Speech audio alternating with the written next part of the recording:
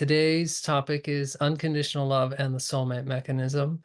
And so we're going to start with a collection of readings from Sri Kaleshwar. These are from The Holy Womb, Ancient Knowledge, Divine Mission, and a talk from Christmas 1999 that Swami gave. Messages. And some Guru Day messages? Okay, great. Okay, so here's Swami. Learning the Vedas, learning the divine channels, learning amazing miracle powers is one great concept. But learning true love, unconditional love, is beyond the powers. That you have to learn yourself. Sacrifice and dedicate your mental ego. Surrender.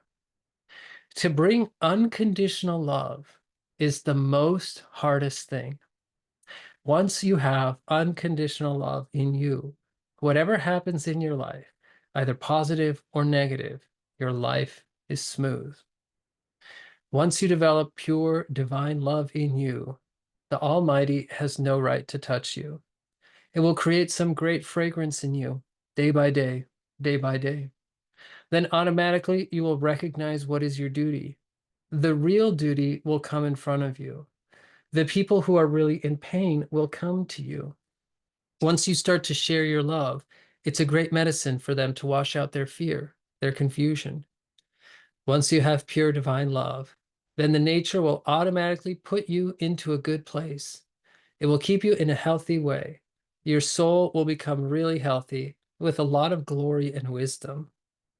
Whenever you are not growing the inner divine love, then it's pretty hard. You're torturing your soul. You don't have any right to torture your soul. Then a student asks a question, Swami, what is the best way to bring unconditional love in ourselves to the world? Swami, to be around suffering, to involve in suffering, receive suffering, recognize suffering, decharge suffering. Then there is unconditional love. To go through that pain, to be around that pain, to be involved in that pain, digest that pain, then decharge that pain, then there's no more pain left. Only true love is left. That's it. If you cannot go through that, if you cannot go through that, you don't have the right to make any comment on love. Today, why do we worship Jesus Christ? He has been through suffering. He involved in it, he digested it, then he declared it. Then he's love. Jesus Christ in his life, he was 100% unconditional true love, pure true love. They were beating him, crucifying him, torturing him, but he was smiling. He was bleeding. Everybody was crying, feeling sad. Everybody was shouting, but he was smiling. The soulmate can help you to win unconditional true love. With true soulmates, you can talk A to Z about your life. You can really talk. No lying, no hiding. A soulmate means you have to know everything about the person, and the person needs to know everything about you. No secrets except your personal mantra and your personal process. You need to be able to tell everything, even whatever crazy stuff or good stuff you've done. You need to be able to tell that person whatever mood you're in, whether you're in pain or you're happy. You need to share, share. Once you really have the communication with your soulmate, that access will happen forever and ever until you really dissolve in the cosmic. Many people who met me the first time are always hiding, hiding, hiding, hiding. Then I make them write the list of what they did, then burn it in the fire, then they're free. A soulmate has that much power. Everything you did, you're telling to him. Then after you told them, you accept it.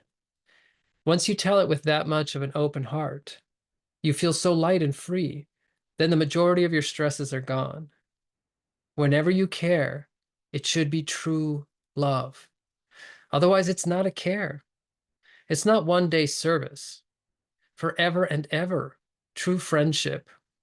Why I'm saying this, you all guys try to be care and share and communicate in all angles in the prompt way. Win the Satya, Dharma, Shanti. With prema, you can win everything. In front of the prema, love, everything will work out. Wherever the true love is there, no negative. Even any small evil energy cannot enter. No chance. Excuse me, no chance. Love is the most powerful weapon, more than a sword. A sword is nothing in front of love. A sword only has temporary sharpness, but love has unbelievable sharpness forever and ever. It's immortal, but you need to know how to use love. Using love, we can change anything in the world. We can melt anything with love, softer and softer and softer. It's the most powerful arrow to make anything happen, any good thing, any horrible thing, anywhere. We can send love and we can change it. Once, if you start loving in a beautiful way, you can change a rock. You can make a rock melt. You can make a rock to cry. Love is such a great weapon. Use the weapon of love. Love will finally win. It is a high, powerful nectar. It will give nectar drops to your soul and to the people around you. Try to develop that. That is the most important thing you need to do. And that's the reading. Shri Guru. Yeah.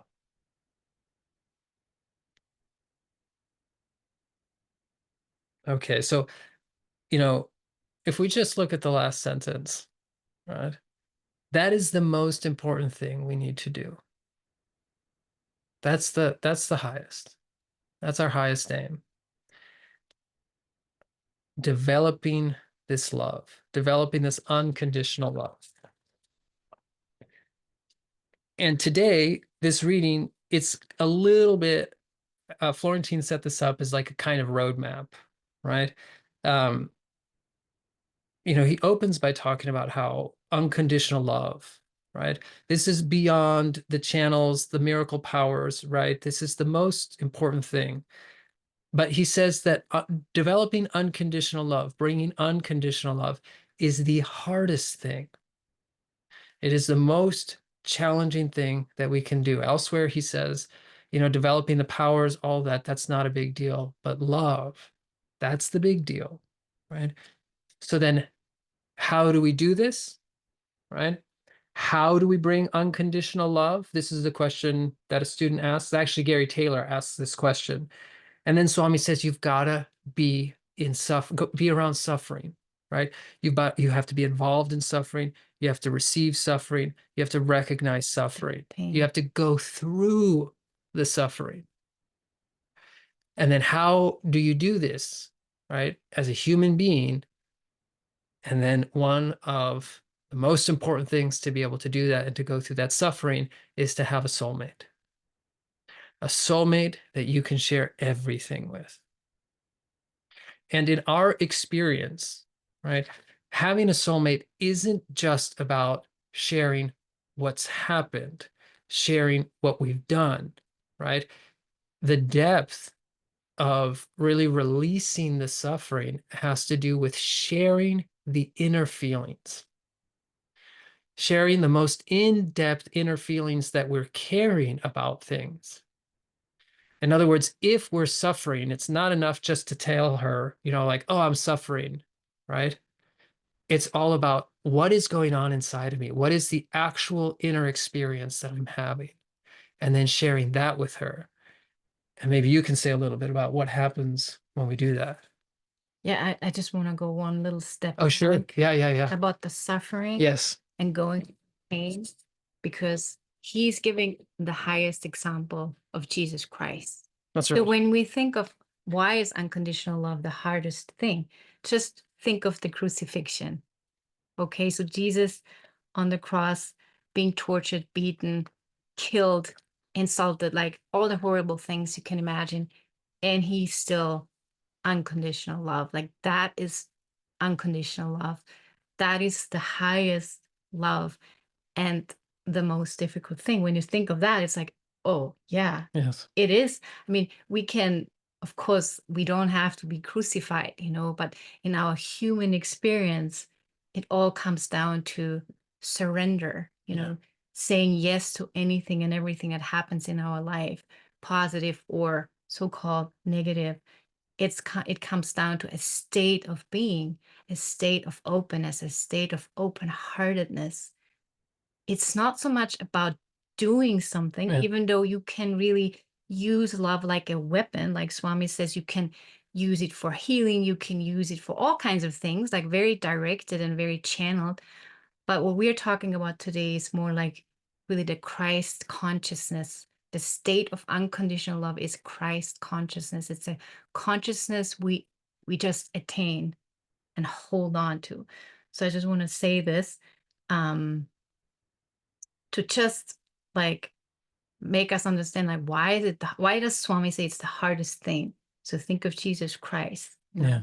and also he says the suffering and the pain to go through that actually makes Jesus into who he is and was. Right. Swami says, then he is love. So there's a mechanism about going through pain. And Swami says, go through it, involve it, decharge it, and come out of it. It's not like you're getting stuck in it.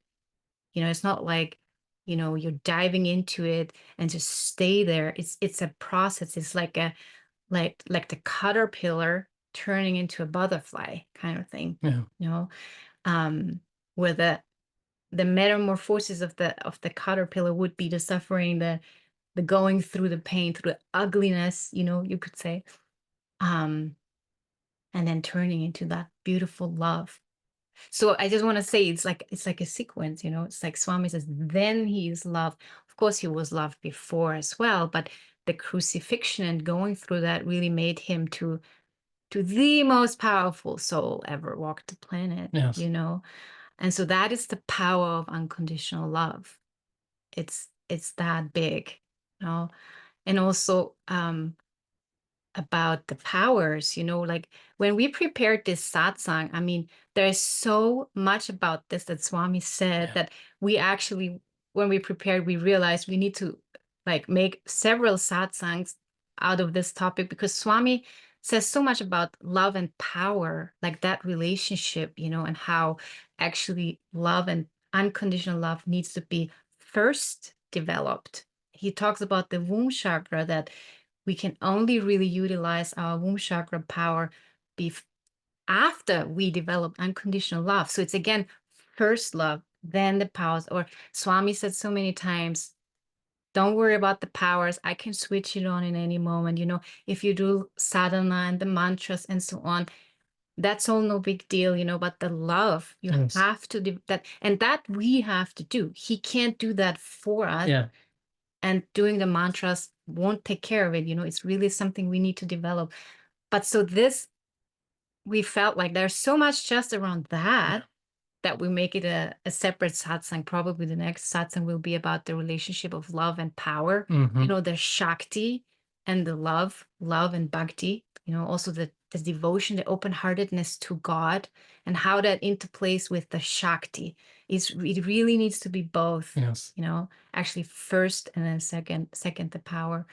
So we took that out from today and make it a separate satsang, but it's just so big. And then also Swami talked so much about the healing, like how you can really heal with love. Like there's tons and tons of knowledge that he gave, like how you can channel it as a healing tool. So that also we will talk separately. But just so you know, it's just so big and um important, Yeah. you know. Um, but today we really want to focus on the soulmate mechanism. And now I'm getting to what you said, because it's not only between soulmates who are like, okay, you're my soulmate, I'm your soulmate, now we practice this with each other.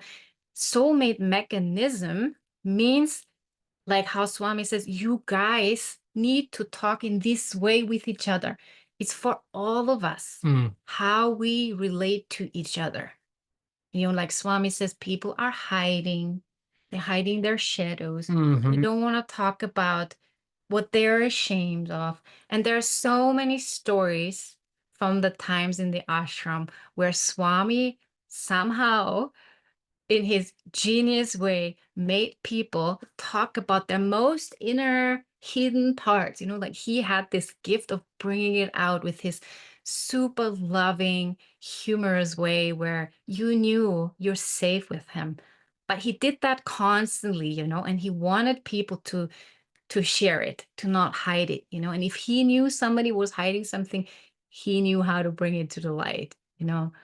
And so the soulmate mechanism is really way more than just your dedicated soulmate, or maybe you have a few in your lives. It's how we are all supposed to relate to each other. And this, Mm, like he says, guys, you have to share and care. yes. You all have to do this with each other. Yes. Yeah. Um, And with people who come to you, as as clients, clients yeah, for healing. yes, Yeah, yeah, exactly. that will also be a little bit more in the next satsang, how we relate to clients and students and so on. But the soulmate mechanism is really the mechanism of the power of unconditional love in the presence of sharing something vulnerable.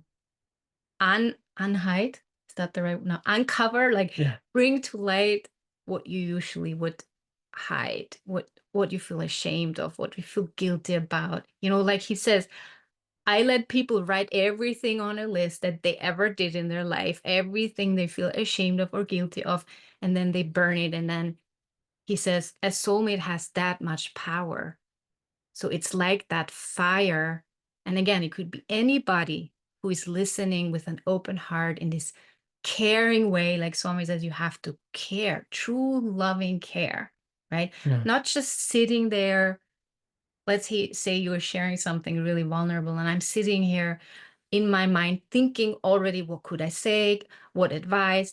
Then I'm not in my heart. Then I'm not connected to unconditional love. Unconditional love is the presence of pure love, just receiving, just being, you know? And then healing occurs. And that is in the soulmate relationship. It's in all relationships like that. So that's why we call it soulmate mechanism, because it's beyond just the soulmate relationship, with your one or few soulmates. It's a mechanism. It's very, very powerful. Yeah. So like even in groups, for example, when you share in this way, in this very open, vulnerable, honest way, and it is being received, love in true love and care, it'll just transform automatically. That is the power of that soulmate mechanism. And it is because of unconditional love. That is the point. It is the presence of God taking care. And so we talked about that over the last satsangs, like especially with the parents or with the mother Right. relationship. And we will also get to the father relationship, just so you guys know. We talked a lot about the mother, but we will get to the father around Shivaratri, because that's all about the father energy. So we will talk about that. Um, and so we already mentioned so many times unconditional love as the healing principle. And so today we just wanted to dive even deeper into it. Like, what is it exactly that is doing the healing when we are connected to unconditional love? Yeah, along those lines, um, when Swami says it's the hardest thing, right, to develop this unconditional love. Um, I wanted to share a little bit more about that because, you know, on the one extreme is the example of Jesus, right? That's the highest example of it, where no matter what is being done to you, you're holding this state of unconditional love. You're seeing the highest in others, right? In the people who are harming you, and the people who are attacking you, and the people who are beating you, right? And that's a difficult state to hold, right? It's very challenging. But the reason, right, most of us are not facing that. The reason why it's so hard for us to develop unconditional love and to bring unconditional love is because of how painful what it is that we are carrying is for us, how painful our blocks are to us, and how challenging it is to open up to those blocks, to open up to those inner feelings. that we've carried, that we've been carrying for our entire life and for lifetimes. That, in my personal experience, is the most challenging thing, the most difficult thing that I've had to do in my entire spiritual life. It's not the mantras, it's not, all those things. It is opening up to the parts of myself that I have kept hidden from myself, not even just from my soulmate. I've kept them hidden from myself. I've put all kinds of my mind, my consciousness has put all kinds of mechanisms in place so that I don't have to feel them.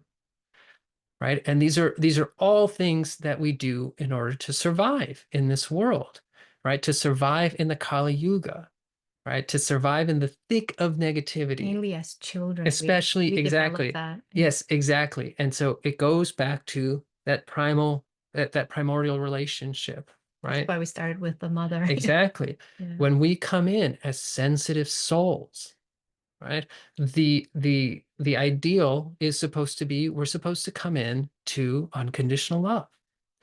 Our mothers and our fathers are supposed to be in a state of unconditional love with each other. They were supposed to have received unconditional love from their parents. And then they're supposed to transmit unconditional love so that when we come into the world, our soul enters into a field of unconditional love. And that is what nourishes us. That is what takes care of us. That is what our soul needs to thrive. But if there's any pain, in that family line, right, then that flow is going to be blocked. And where we are right now in our world, that flow has been pretty heavily blocked in most parents. Kali Yuga. Yeah, in the Kali Yuga, it's just a part of being alive today, right? So we're born into that. And if we have a mother whose heart is carrying pain and her love is not flowing, that is the highest pain, right? So now not only are we experiencing the separation from her womb, right? And from the state of oneness that we were in, right? And we're in our mother's womb. Swami has said that we're in a state of Brahma consciousness. We're in a state of oneness with everything. So we are in that oneness while we're in a body, when we're in the womb, and when we come out of the womb, right? We already start to experience the separation from that oneness. This is already a huge challenge for the soul.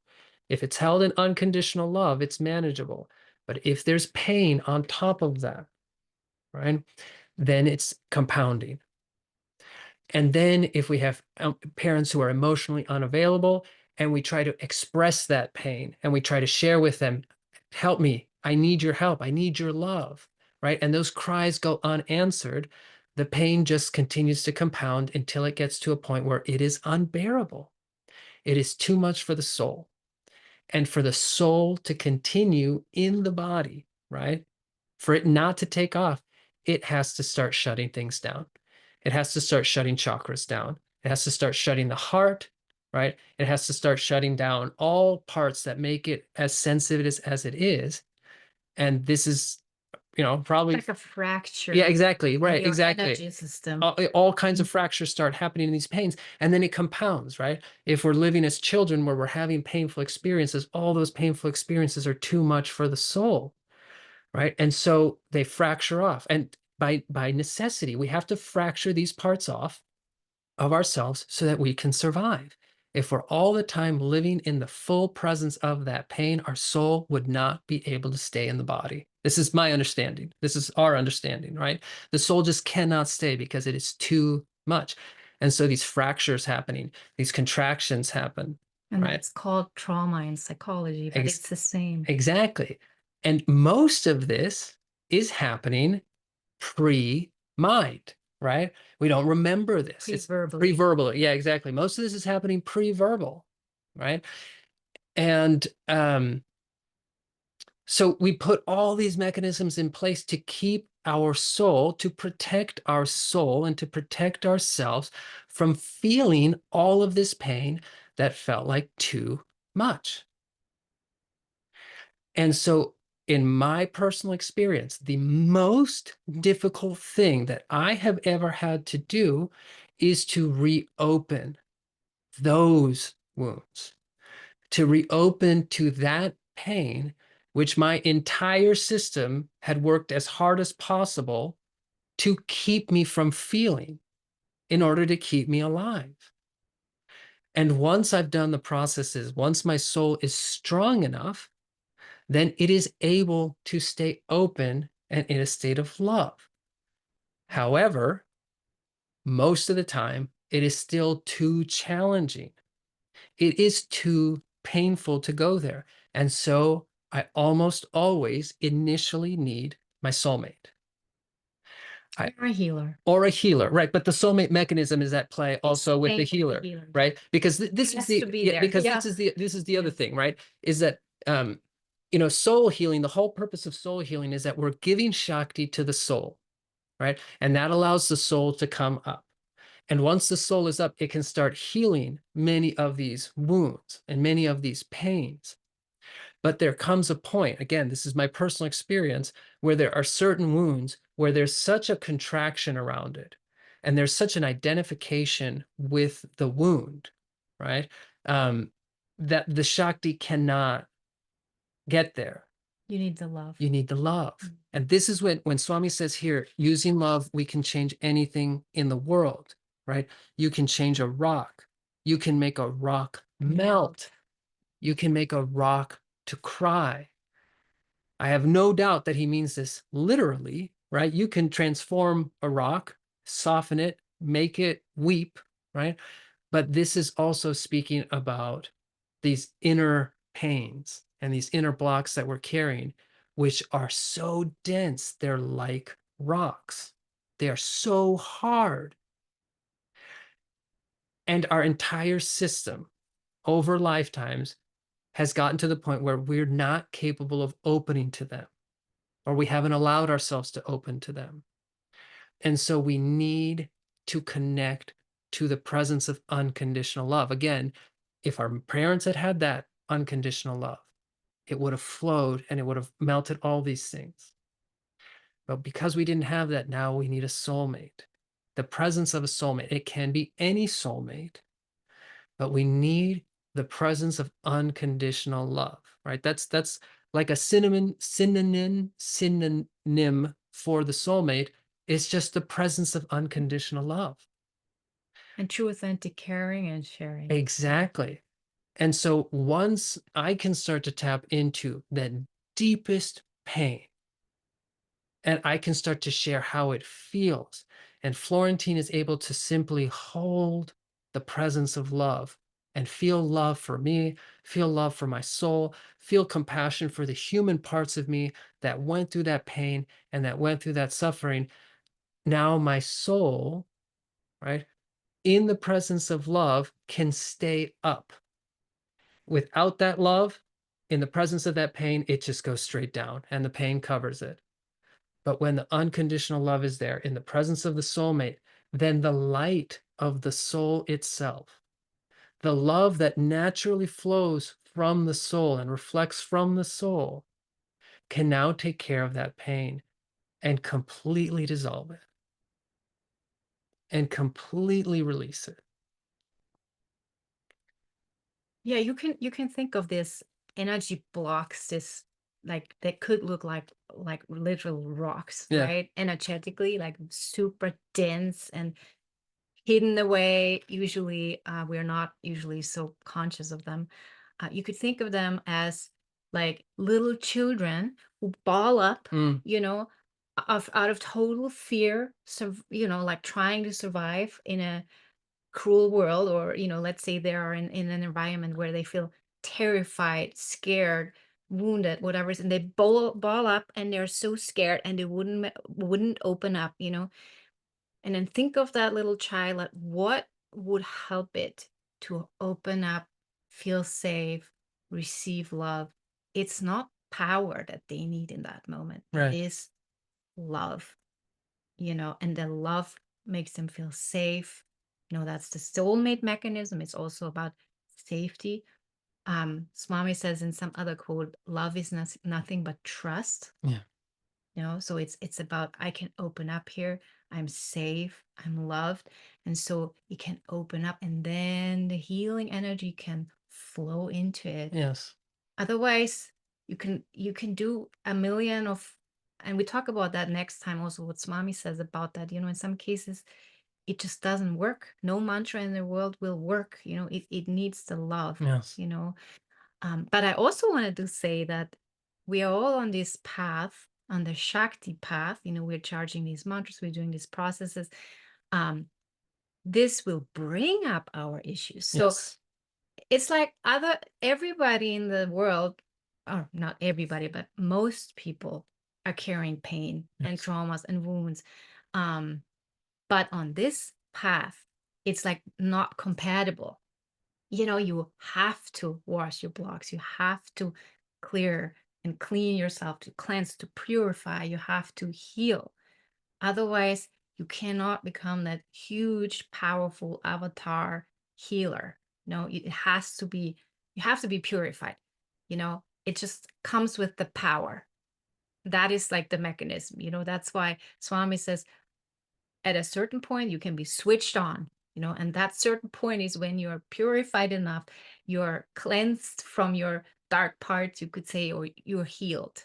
Purified and healed is basically the same, you know um so this path will bring up everything, and that's why so many students of this path are suffering and struggling and having so many issues, and I remember when I started this path, I could not believe it, in what, like, it seemed like I'm all going down. Like, I felt so good and enlightened before I met Swami. I thought I'm already there. And then I start with this path, and my core wounds, my core blocks, my core negative beliefs about myself came up so strongly and so big. And that's what Swami and the Guru Parampara does. They make it so big that you cannot bypass it. You cannot avoid it. You can try, Oh yeah, yeah. but then it just takes forever. Yeah. You eventually have to deal with it, and Yes. then you have to go through it. Yes. You cannot avoid the pain, Yeah. you know and I also, now with this, what we read today, I also feel like there's even a deeper mechanism about just becoming those huge powerful healers and masters in the world. We need to purify, yes, but I also think that this is also like, um there's the mechanism of reaching that highest Christ state through the pain and the suffering. It's like almost like two how to say, like, two gifts we get from this. One is we get purified, and the other one is when we went through suffering and we went through pain and we come out of it, we are like at such high state of love. Like he says, you go through that and then you become like a Christ. You're like an embodiment of Christ consciousness. It's almost like you need the suffering, you need the pain. I mean, if you're already there, great for you. I'm not saying 100% everybody needs to go through this, but if you do, then be happy. It's you're meant to probably become like a Christ or like a Mother Mary, like an embodiment of Christ consciousness, of unconditional love. Mm. So suffering and pain, going through that is a gift. It's like I really see it as like, it's like a grinding in the, yeah, like a caterpillar, and in the end, the amruta is coming out, the love, the unconditional is highest. Ordinary human love, we're not talking about that. We're talking about the, like, a Christ level kind of love. So we need to know suffering, we need to know pain, we need to go through it and then come out of it eventually. And then we're just a completely transformed being, and then, wow, Yeah, power on. I think what's important also, to it's not about the suffering, right? Like it's not about going through suffering. It's not that we have to suffer. It's that we've been given the opportunity to recognize the divinity in suffering, Mhm. right? So if we had never suffered, we'd be in that divine You don't state. need to look for it Yeah, if you don't exactly. have it in your Right. life. Yeah. And it's not about wallowing in suffering. Mm-mm.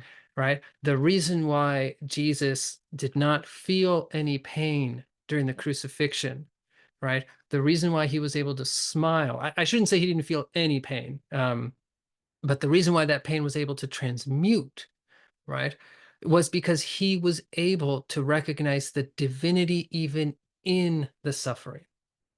He was able to recognize the presence of the mother in the suffering, in the pain, right? And he And that completely surrendered. and he opened his heart stayed open to the divinity. That is the point. That's the Yeah. point. No E resistance. Exactly, Yeah. that's what allows for total surrender Mhm. is when our heart stays, it's not that our heart is open to negativity. Our Mm-mm. heart is open to the divinity, to the light in the darkness. And when we can see the light in the darkness, when we can see the light in the suffering, when we can see the love in the suffering, when we can see the presence of God and the presence of the mother in the suffering, then it is no longer suffering. It is not suffering anymore. And then it transmutes. And this is also what happens during the soulmate mechanism, right? We are in the presence of unconditional love and the presence of pain. But the presence of unconditional love is allowing our soul to be in the field of love. And then it is able to love the pain. And it is loving the divinity in the pain. It is loving the reality, right? The true nature of the pain, which is itself divine. The presence of the mother is there, and that's what transforms it. That's what transmutes it. That's what breaks apart any denseness in it and returns it to its highest divine form, to its highest expression. But that is the using love, we can change anything in the world. It is the immortal, most sharpest weapon Yes, ever. You can see that how Jesus implements it. yes. Again, you can see in the crucifixion as the highest example. And also, he did not only surrender, Mm, like he was like, saying, "Yes, mother, yes, father, I'm doing this, I'm surrendering to this."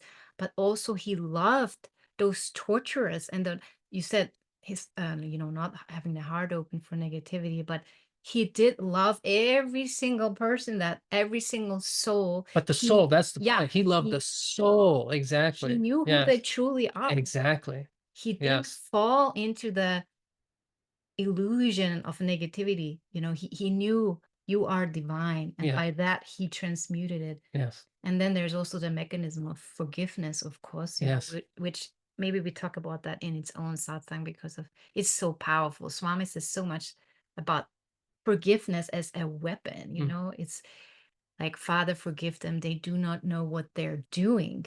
you know it's just so powerful. It's also the transmutation mechanism, you yes. know. So, like in real life, for us humans, it could be somebody, like there's even a quote, we didn't put it in, but I remember Swami that said that in a talk, like somebody screaming at you, yelling at you, like doing all these things that would trigger the heck out of you. And but then, in that Christ state, you just open your heart to that soul. You see through that illusion. You see who they truly are, and you have compassion for where they are coming from.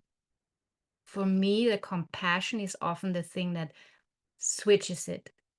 Something that's potentially triggering me to go into my blocks. If I can see where they're coming from, you know, their negativity. Where was that created? In some pain. It's always some pain that they were wounded.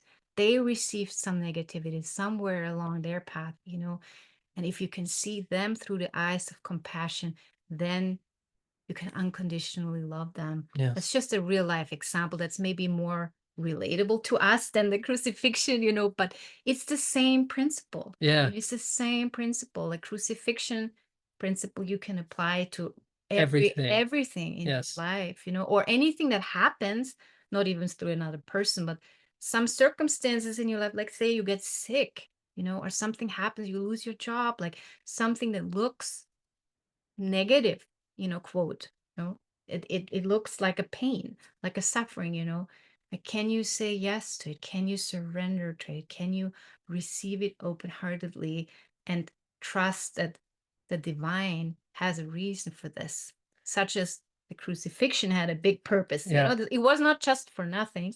It I, was a big plan behind it. I think this is a good point to talk about. This is another reason why it's so hard, right? Yeah. Because let's just take, I guess, losing your job, right? It's Mhm. a really good example because what often happens, right? We lose our job, right? We lose a relationship, right? What happens, and the reason why we struggle so much to see the divinity in it and to surrender to it is because of how painful it is. It's a painful situation, right? And it brings up pain in us. It usually triggers pain that we're already carrying, right? Whatever the situation is, it triggers belief systems that we're carrying, right? If we lose our job, it's, I'm not, it might trigger some unworthiness. I'm not good enough, or I didn't have what it takes, or whatever it is, whatever we've programmed ourselves to believe in. So many of these circumstances that seemingly happen externally trigger these programmings in us. They trigger the pain, right? They trigger the, like I said, the negative belief systems. And if we don't have the awareness that that's what's happening, then we're not able to surrender. Instead, we fall into the pattern that we've been following for who knows how many lifetimes. We And this is we identify with the identify with pain. that, with the pain, exactly. And this is why even a soulmate relationship and developing unconditional love in a soulmate relationship is also so difficult, because the soulmate is so often triggering the pain that we're carrying. Well, everyone in our life potentially. But the soulmate more than anybody, because of how much love is there and how much love is But flowing. the closer you are with somebody, you could say, the Yes, more potential for triggers, because the more you're poked in your wounds and in your exactly. pains and your Exactly. vulnerable parts. If you don't care about a person, you won't feel hurt, but Exactly. if you really care and you Yes, want them to care about you, exactly. so there's the whole range of soulmate, but it could be like your workmate or your friend or your teacher It could be or any circumstance. anybody. Yeah. But the most important thing here is, what inner feelings is the outer circumstance bringing up? That's the most important thing, because that's the way through to the surrender. It's one part, yes, we need to surrender to the situation. Okay, I've lost my job. All right, it's happening. I'm surrendering to it.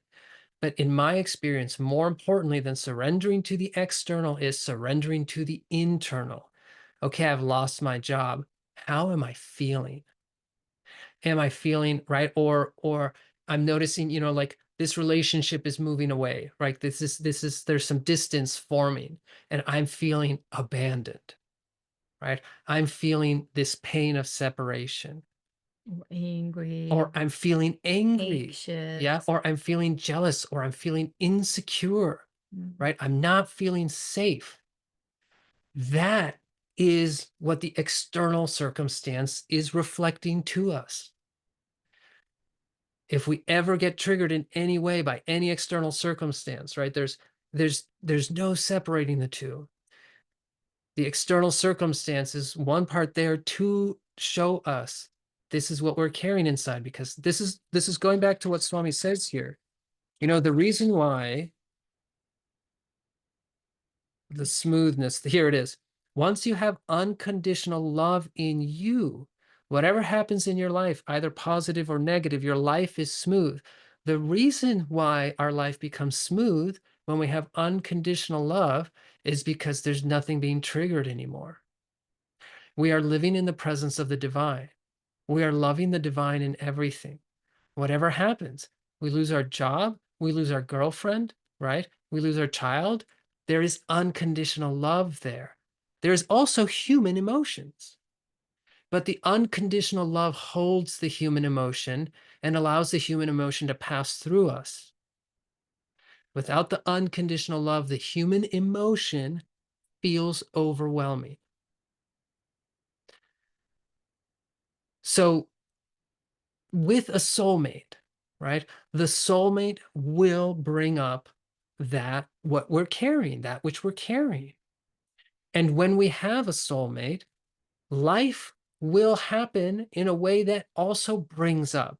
This happens to me constantly at work. Work is one of the biggest triggers for me, right? Constantly, I get stressed at work in a way that nothing else stresses me.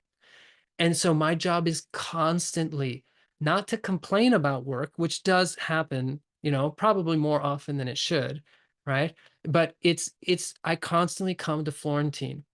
This is what I'm feeling. This stress, this is what I'm feeling. I'm feeling this, right? I'm feeling overwhelmed. I'm feeling like I don't have what it takes. I'm feeling like I'm not good enough, right? I'm feeling afraid that they're going to judge me, right? And so I take all my inner feelings and I share them with Florentine. And what I see happening a lot, and what used to happen for us also, is blaming the situation for how we feel, blaming coworkers, blaming the challenges of work, right? Blaming Florentine for how I'm feeling. And then vice versa. And then there's no love flowing. And that's what makes it so difficult, is how intense the inner feelings are. The inner emotions are so strong. They're so intense. And if we identify with the inner feeling rather than the awareness of the inner feeling, there's nothing to take to the soulmate relationship. Maybe we give a few examples, and Sure. then I would really also like to open it Oh, up yeah, to yeah, you yeah. guys. Yeah. Um, so like what you just said, identification versus awareness. Yeah. Let's say you get angry about something, and you act out on your anger. You yell. Let's say our children, they do something, I get angry, I just yell, right? That would be the identification with the anger. No presence of unconditional love.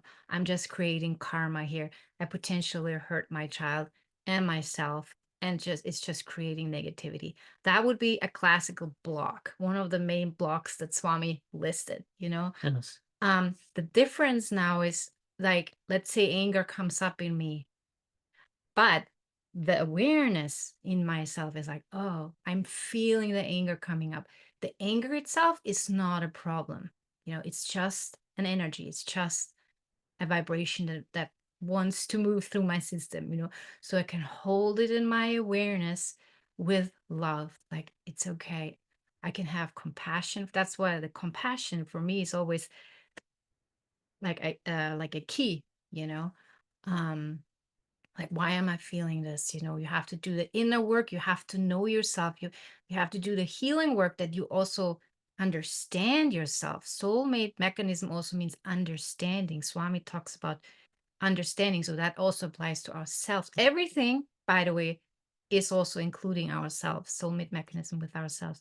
So I can feel the anger. I can have compassion for it. I can understand, oh, I know where this anger is coming from. She just overstepped my boundary. And that is a really raw, vulnerable thing for me, because when I was a child, my boundaries were not respected. So I'm very, very sensitive when it comes to boundaries. It really hurts when somebody oversteps my boundaries. That's where this anger is coming from. Wow, okay, okay, let me just breathe. I'm going outside, just decharge a little bit, put my feet on the earth, or I walk up and down, whatever I need to do to get that energy moving out of my system. But see, I'm holding it in awareness and in love and compassion instead of acting from that block. That is the difference. And then in that unconditional love, it can just dissolve. And then I can come back to my daughter and give her what she needs, the love that she needs, or I can set a loving boundary, or I can, whatever I do from love, it's gonna be fine. That's the difference. And it doesn't mean the anger that I felt is a bad thing. It's just, what am I doing with it? Like Swami said, when he feels anger, he just goes, takes a shower. Even Swami felt anger. It's okay. But then we need to have the awareness that it's not ever about the other person. The other person is just showing us. And we will talk about that also in its own satsang about the blocks, and how in relationships we're constantly mirroring these to each other and what a gift that is, and then what to do about them. But you could, like, the difference is acting out of blocks and holding them in unconditional love. That is really the difference here, Yeah. you know.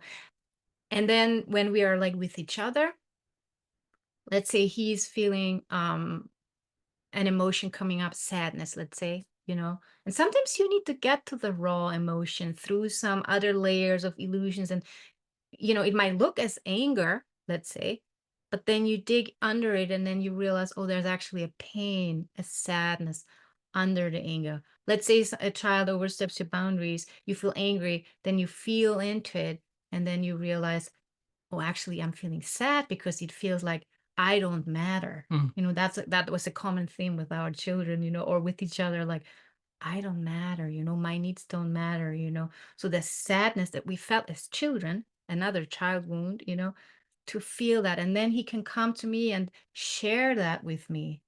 And I can just hold the love, or the other way around. mhm. And it can just heal. It can just dissolve. So that's the soulmate mechanism with ourselves and with each other. Or in real, like when our child is coming with a huge emotion. I think we talked about this already.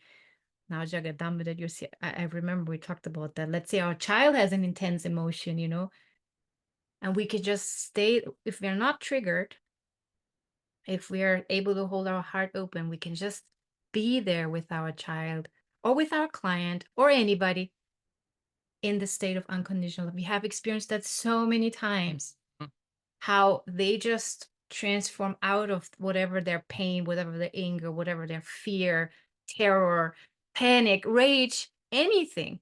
They just, their own soul, like you say, comes up through me holding the love or you holding the love. It comes up, it takes care, and you can see it's moving through the system and they're fine again. mhm. Sometimes within minutes, Yeah. you need to give it a little bit of time, but just the presence of unconditional love, that's it. That's all, and that is the soulmate Yes. mechanism. And or the presence of unconditional love with real life examples. Yeah. I hope And that helped. and I think one other reason why it is so difficult is because for me, I had to learn how to do that.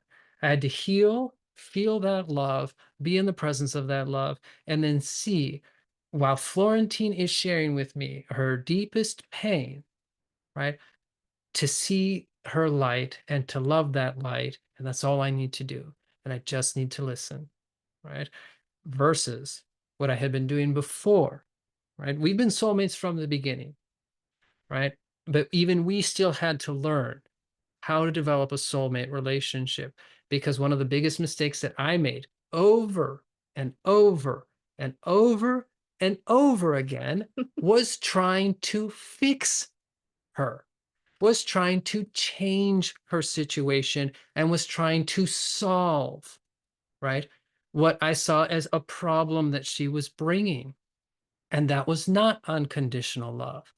And the only difference there, right, is the unconditional love. It's not an abstract thing. It is really something that I am feeling for the divinity in her. I am feeling my love for her. And that's it. And then many times from that love, some inspiration will arise, right? But what I had been doing before was, oh, you're not feeling good, right? What do we need to do? Oh, this situation is hurting you. How can we solve it? How can we change the situation, right? And then there's no space. There's no, And even in the spiritual community, I've seen this many times that people very quickly say, "Oh, there's this mantra or that process," and it's all good. yeah, It might help, but it's maybe too early. yes, First, just be the soulmate. Just hold unconditional love, and it's difficult, especially if we feel uncomfortable in the presence of somebody else's pain, especially when we haven't healed yes, our own pains. that's, Like the yes, more you healed yes, yourself, the more you were able to hold that for me and vice versa. Because if there's something in myself that I haven't looked at or healed that's unconsciously hidden away, then he is expressing exactly that I don't want to look at. Guess what? I don't want to look at that in him either Yes. because it makes me uncomfortable. So I want to fix him. I want to, you know, give advice. I mean, we all do this, right? Yeah. It's so human, Yes.